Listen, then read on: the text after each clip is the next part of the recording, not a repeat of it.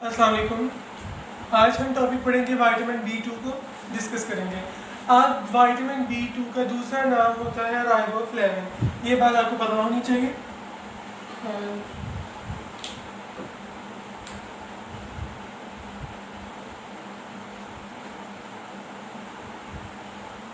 Riboflavin ठीक हो गया। उसके बाद आपको पता होना चाहिए कि इसकी इम्पोर्टेंस क्या है। इसकी इम्पोर्टेंस ये है कि सेलुलर रेस्पिरेशन या सेलुलर ऑक्सीडेशन रिडक्शन रिएक्शंस वगैरह में इन्वॉल्व होता है, जिसको आप रिडॉक्स रिएक्शंस भी कहते हैं। रिडॉक्स रिएक्शंस में इन्वॉल्व होता है। It is very important point. ठीक हो गया। उसके बाद अब आपके पास आती है इसकी केमिस्ट्री। केमिस्ट्री हम डिस्कस करेंगे। सबसे पहले इसकी केमिस्ट्री।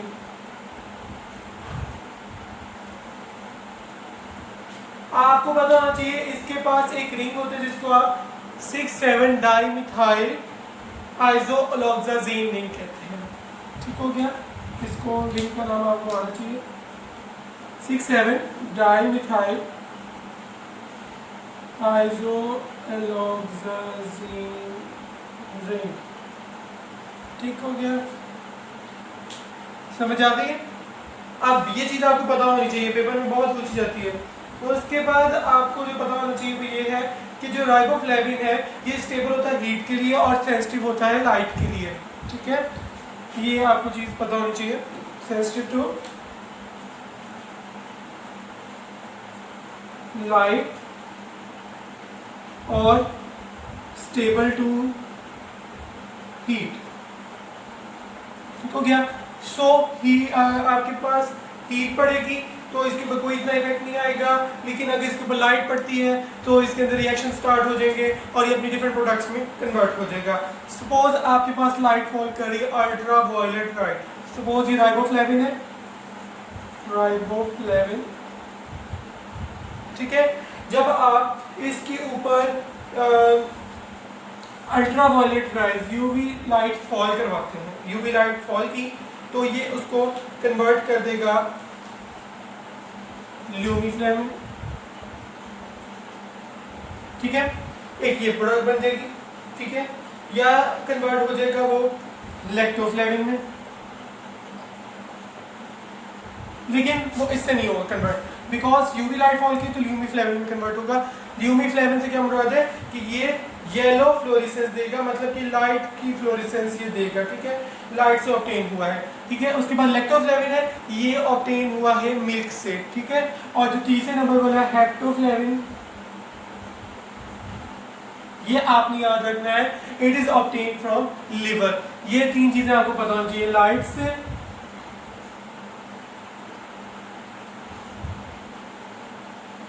से, मिल्क से और लिवर से। ठीक हो गया। ये तीन चीज़ें आपको पता होनी चाहिए। और भी बहुत टाइप्स हैं, लेकिन ये तीन आपको मेनली पता होनी चाहिए। उसके बाद अब आपके पास आते हैं इसके कोएंजाइम्स।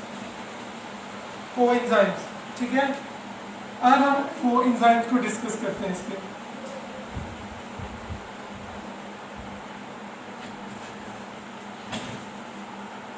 इसके दो कोएंजाइम्स, इन दोनों के आपको नाम पता होने चाहिए। ठीक है, एक है फ्लेविन मोनोन्यूक्लियोटाइड FMN। ठीक है, FMN फ्लेविन मोनोन्यूक्लियोटाइड। ठीक हो गया। दूसरे नंबर पे FAD फ्लेविन एडेनिन डाइन्यूक्लियोटाइड। ठीक हो गया, FAD। ये आपने याद रखने हैं, it is very important question. ठीक है,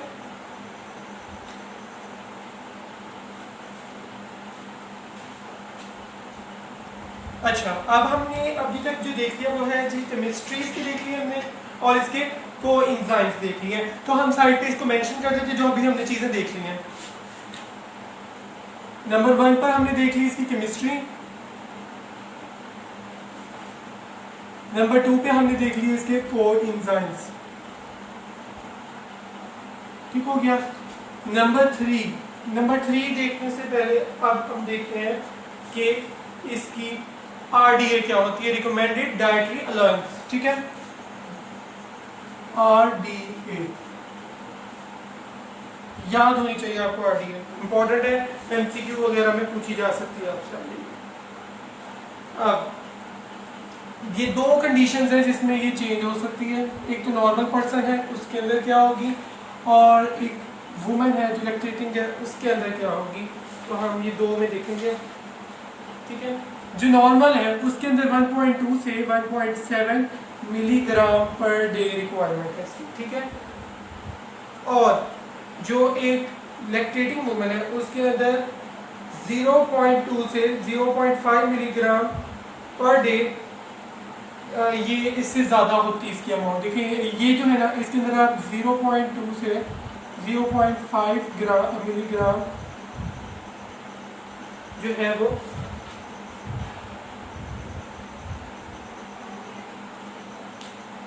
इससे ज़्यादा होती है इस अमाउंट। नॉर्मल पर्सन से उसकी 0.2 से 0.5 मिलीग्राम पर डे ज़्यादा अमाउंट होती है जो एक लैक्टेटिंग वुमन में चाहिए होती है। ठीक हो गया, ओके। ये याद रखनी नॉर्मल पर्सन की, और ये लैक्टेटिंग वुमन की हायर होती है मुनिसिपल से। ठीक हो गया, ओके। अब हम देखते हैं इसकी डाइटरी सोर्सेज को। अब हमने तीसरे नंबर पे क्या चीज़ देख ली है, इसकी आरडीए हमने देख ली है, कंप्लीट हुई। अब हमारा चौथा जो पॉइंट है वो है इसकी डाइटरी सोर्सेज। डाइटरी सोर्सेज क्या होते हैं? अब इसके डाइटरी सोर्सेज आपको पता होना चाहिए, मिल्क, मीट, एग्स और फ्रूट्स। ये आपको चार्ट इसके पता होना चाहिए। सच पेपर में पूछ लेते हैं कभी कभी। मिल्क, मीट, एग, फ्रूट्स और फिश, ये 5 जो है ये इसकी डाइटरी सोर्सेज में शामिल है। ठीक हो गया, ये आपकी कंप्लीट हुई डाइटरी सोर्सेज भी, ठीक है। डाइटरी सोर्सेज कंप्लीट हुई।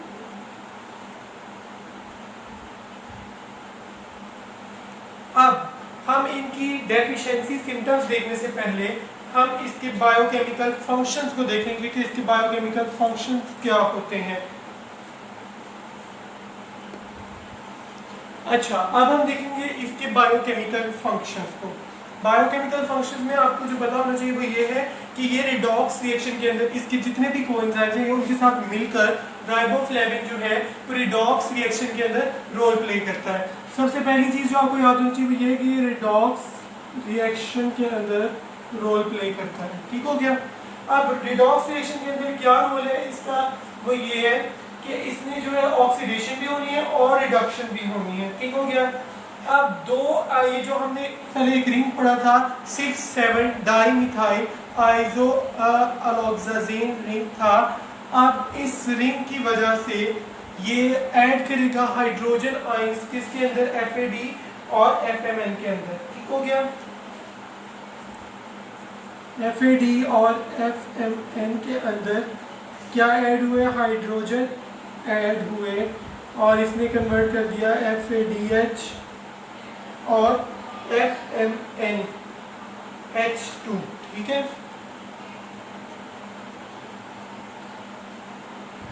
ठीक है, ये इसमें कन्वर्ट कर दिया। ठीक हो गया। अब ये जो कोएंजाइम्स यूज कर रहे हैं, जो एंजाइम्स इन कोएंजाइम्स का फायदा उठाएंगे FAD और FMN का, उन एंजाइम्स को आप कहेंगे फ्लेवोप्रोटीन्स। एंजाइम्स का नाम हमने कौन सा कहा, ये हमने कहा फ्लेवोप्रोटीन्स।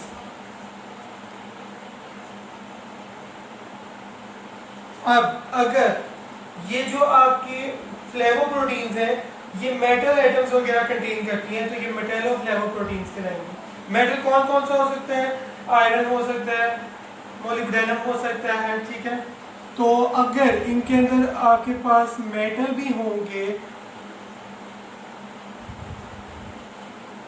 तो ये मेटेलो फ्लेवोप्रोटीन बनेगी। ठीक है, ये है कंसेप्ट इस चीज का। ठीक है, अब ये कार्बोहाइड्रेट, लिपिड, प्रोटीन्स मेटाबॉलिज्म के अंदर भी इन्वॉल्व होते हैं। पहला फंक्शन तो हमने देखा रिडॉक्स रिएक्शन के अंदर।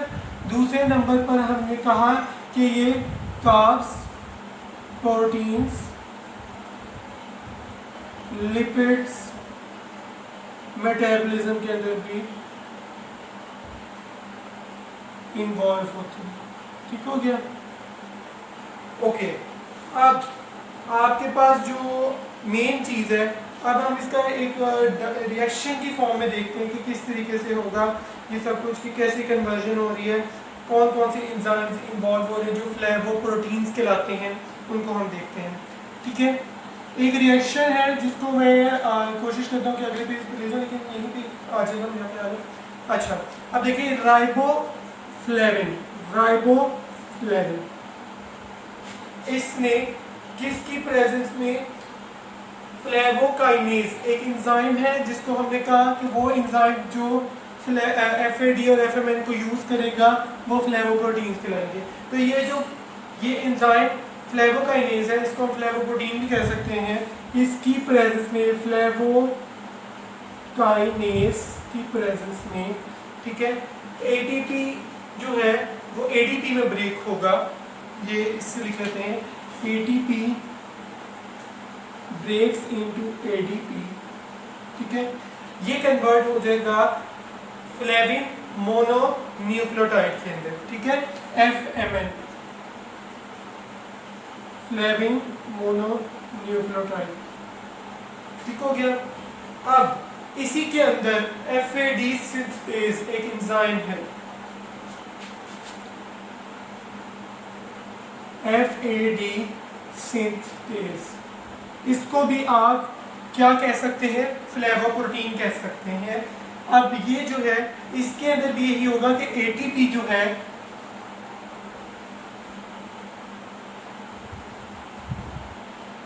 ADP में चेंज हो जाएगा और ये FMN जो है वो कन्वर्ट हो जाएगा किसमें, FAD में। ठीक है,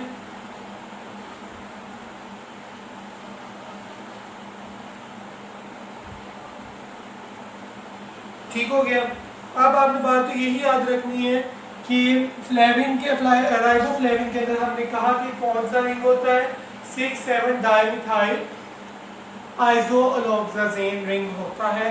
ये आपने रिंग का नाम याद रखना है। ठीक हो गया? अब जो हमने कहा कि ये जो बन रहे हैं, FMN बन रहा है और FAD बन रहा है, ये ऑक्सीडाइज्ड फॉर्म में। ठीक है, ऑक्सीडाइज्ड फ्लेविन है। ठीक है, पहले ये लिख लेते हैं कि फ्लेवोकाइनेज और ये जो है ये हमने कहा फ्लेवोप्रोटीन्स कहला सकते हैं आप इनको।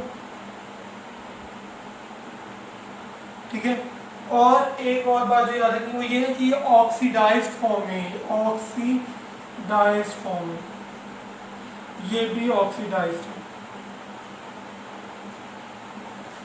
ठीक है, लेकिन इसको कन्वर्ट करना आपने रिड्यूस फॉर्म में, तो क्या होगा, 2 हाइड्रोजन ऐड करवाएंगे आप। ठीक है, 2 हाइड्रोजन दोनों में ऐड हो जाएंगे, FMN H2 और FAD H2 में कन्वर्ट हो जाएगा, जो हमने ऊपर रिएक्शन देखा।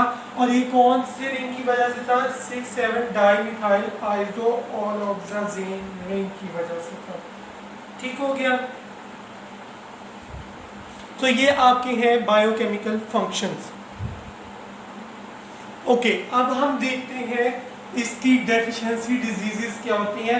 राइबोफ्लेविन की कमी की वजह से कौन कौन सी डिजीजेस कॉज होती हैं, अब हम उनको डिस्कस करेंगे। फर्स्ट ऑफ ऑल आपके पास जो डिजीज आती हैं, सबसे पहले जो इसके सिम्टम्स हैं, सिम्टम्स हम देखेंगे 3 सिम्टम्स जो है वो मेन है। चिलोसिस हो सकती है, ग्लोसाइटिस हो सकता है, या तीसरे नंबर पर डर्माटाइटिस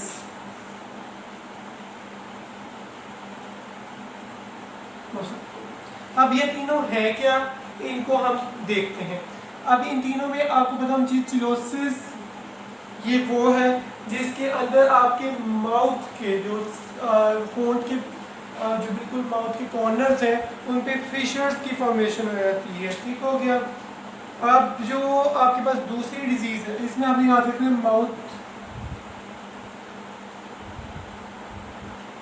कॉर्नर्स। ग्लोसाइटिस का आपने याद रखना है कि आपकी जुबान जो है वो स्मूथ हो जाएगी और ये पर्पलिश हो जाएगी। ठीक हो गया? टंग पर्पलिश प्लस स्मूथ। अब आते हैं हम डर्माटाइटिस की तरफ। डर्माटाइटिस क्या है कि इसमें डर्मा मतलब स्किन के रिलेटेड प्रॉब्लम आएगा स्किन में, ठीक हो गया। अब जो आपको इसके बारे में बताना चाहिए कि इस डेफिशिएंसी किन किन लोगों में कॉमन होती है। कॉमन ये डेफिशिएंसी इसकी होती है कॉमन इन, ये आपको याद होना चाहिए कि क्रोनिक अल्कोहलिक्स जो होते हैं, क्रोनिक अल्कोहलिक्स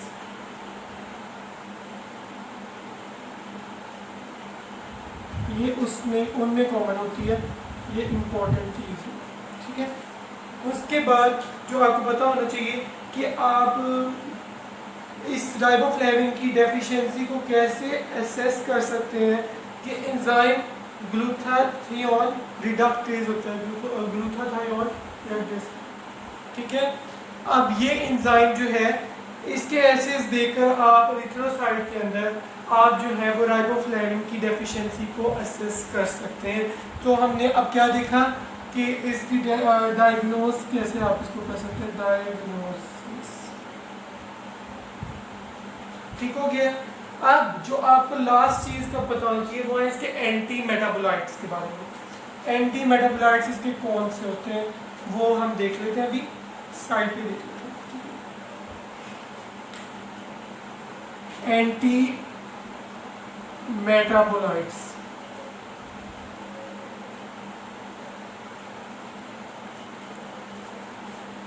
इसका एक एंटी मेटाबोलाइट होता है ग्लैक्टोफ्लेविन, ठीक हो गया। और जो दूसरा होता है इसका वो बस एक इसका यही होता है ग्लैक्टोफ्लेविन, आपने एक ही याद रखना है, सॉरी बस यही है ग्लैक्टोफ्लेविन, ठीक है, ये आपने याद रखना,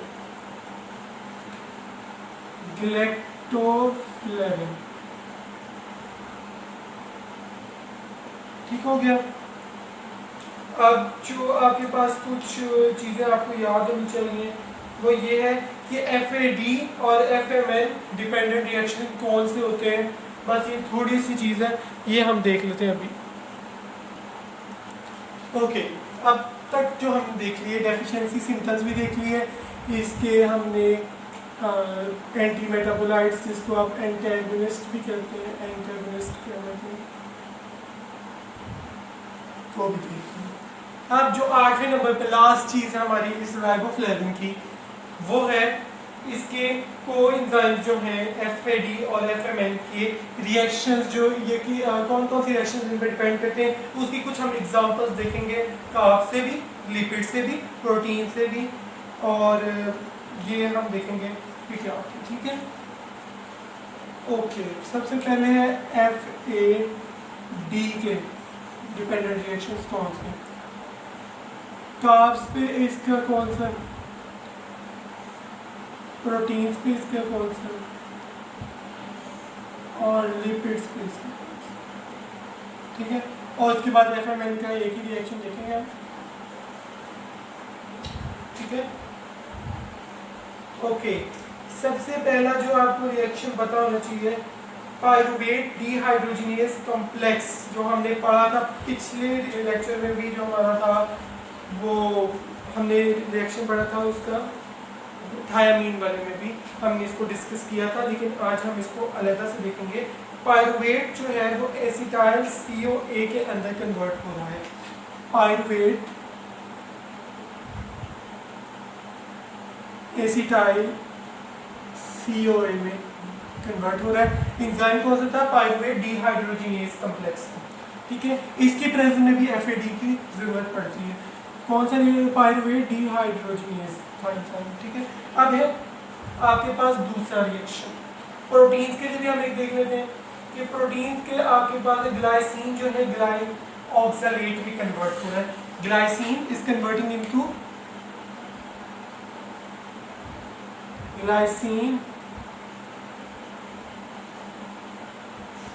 ग्लाइऑक्सलेट में साथ NH3 भी रिलीज होगा। तो ये रिएक्शन जो है ये भी अकम्पनी होता है in the presence of enzyme glycine oxidase, और ये जो ग्लाइसिन ऑक्सीडेज है इसको हम इस तरह लिख लेते हैं ग्लाइसिन ऑक्सीडेज।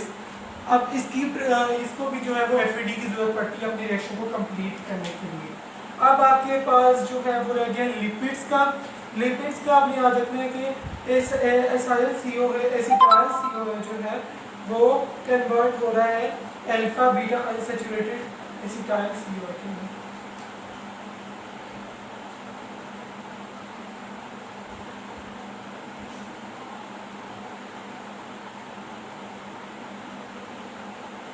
अनसैचुरेटेड फॉर्म्स में कन्वर्ट हो रहा है। अब इसके लिए एंजाइम रिक्वायर्ड था, वो भी था एसाइल-CoA डिहाइड्रोजिनेज। तो आप इसको ऐसे ही याद रखें पूरा एंजाइम डिहाइड्रोजिनेज, और इसको भी FAD की जरूरत पड़ेगी। अब FMN का लास्ट रिएक्शन हम देख लेते हैं, वो ये है कि L अमाइनो एसिड जो है वो अल्फा कीटो एसिड के अंदर कन्वर्ट हो रहा है।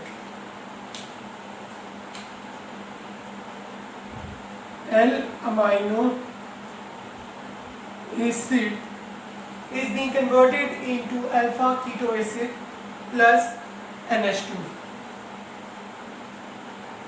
अल्फा कीटो एसिड कोई भी एक कीटो एसिड बन रहा है उसकी और साथ जो है वो NH2 भी बनेगा। ठीक है, ये रिएक्शन हमने इन्हीं वाइटामिन में किसी एक वाइटामिन के अंदर डिस्कस करना है जिसके अंदर स्किप बेस की फॉर्मेशन होगी।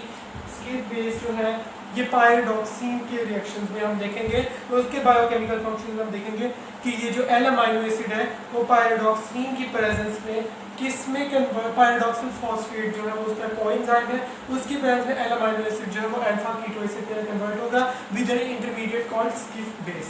ठीक हो गया, ये रिएक्शन पे आपके कंप्लीट हो गए। ये 4 रिएक्शन है, इनमें से आपको कम से कम 2 रिएक्शन लाजमी आने चाहिए, ये भी मिनिमम है, आपको ये सारे याद करने चाहिए। ठीक है, तो आज जो हमने देख ली है चीज़ें एक बार समराइज कर देते हैं। हमने इसकी केमिस्ट्री देख ली कि इसके अंदर कौन सा रिंग है। ठीक हो गया, उसके अलावा हमने जो उसका दूसरा पार्ट देखा कोएंजाइम्स इसके कौन से हैं। ठीक है, FMN है और FAD है। उसके बाद हमने इसके RDA देखी कि नॉर्मल पर्सन में और एक लैक्टेटिंग वुमेन में कितनी होती है इसकी RDA, और डाइटरी सोर्सेज हमने देखे किन किन चीज़ों में प्रेजेंट होता है। उसके अलावा हमने इसके बायोकेमिकल फंक्शंस देखे कि रिडॉक्स रिएक्शन में इन्वॉल्व होते हैं या किसी भी मेटाबॉलिज्म रिएक्शन में इन्वॉल्व होते हैं मेटाबॉलिज्म में, और ये हमने देख ली रिएक्शन FAD और FMN जो है वो किस किस रिएक्शंस के अंदर से जो है वो इनकी ज़रूरत पड़ती है हमें। ठीक है, उसके अलावा जो है हमने जो देखा वो ये है कि हमने वो एक तरतीब देखी कि राइबोफ्लेविन जो है पहले FAD में FMN में कन्वर्ट होगा, उसके बाद FAD में कन्वर्ट होगा, उसके बाद हमने फ्लेवोप्रोटीन्स को डिस्कस किया, फिर मेटाबोफ्लेवोप्रोटीन्स को देखा। उसके अलावा फिर हमने डेफिशिएंसी सिम्टम्स देखे, ग्लोसाइटिस, चिलोसिस और डर्माटाइटिस को देखा कि किन किन पर्सन में क्रॉनिक अल्कोहलिक्स में ये कॉमन होता है। उसके अलावा जो हमने देखा वो ये था कि किस तरह आप इसको डायग्नोज कर सकते हैं, और लास्ट नंबर पे हमने इसके एंटेगनिस्ट देखे थे कि ग्लैक्टोफ्लेविन जो है वो इसका एंटेगनिस्ट होता है जो इसकी एक्टिविटी को कम करता है। उसके अलावा FMN और FAD के रिएक्शन जो हमने सामने लिखे हुए ये सारे हमने रिएक्शन देखे। होप आपको सब कुछ समझ आ गया होगा, और अगले जो वाइटामिन हम नेक्स्ट लेक्चर में देखेंगे। Thank you and share with